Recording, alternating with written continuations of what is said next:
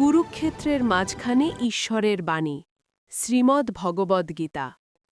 কুরুক্ষেত্রের প্রান্তরে দাঁড়িয়ে দুই বিশাল সেনা, শঙ্খের ধ্বনিতে কেঁপে উঠছে আকাশ পৃথিবী। কিন্তু সেই মুহূর্তে এক যোদ্ধার হাতে অস্ত্র কেঁপে ওঠে।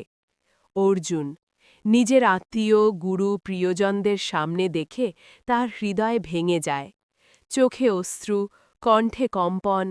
হে কৃষ্ণ, এ যুদ্ধ আমি পারব না। ঠিক তখনই রথের সারথি আর মানুষ থাকেন না, তিনি ঈশ্বর হন। শ্রীকৃষ্ণ বলেন, তুমি দেহ নও, তুমি আত্মা।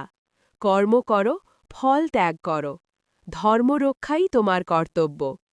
সময় থেমে যায়, যুদ্ধক্ষেত্র রূপ নেয় জ্ঞানের আসনে।